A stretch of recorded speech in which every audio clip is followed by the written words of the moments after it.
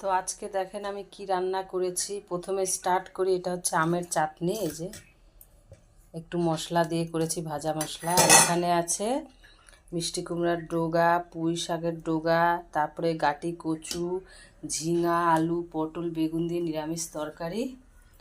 এটা হচ্ছে একটা সাউথের ডিশ, যেটা হচ্ছে কারি পকোড়া, খুব ভালো লাগে খেতে।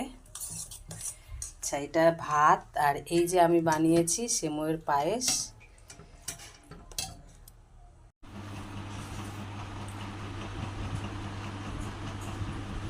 বাহ, দারুণ হয়েছে তো কারিটা। একটু চচ্চড়ি দিয়ে খেয়ে দেখবো কেমন হয়েছে। হুম, বেশ, চচ্চড়িটাও খুব ভালো হয়েছে। বেশ, খুব সুন্দর হয়েছে চাটনিটা। একটু সেমইয়ের পায়েসটা খেয়ে দেখি কেমন হয়েছে। বাহ, খুব সুন্দর হয়েছে, খুব সুন্দর।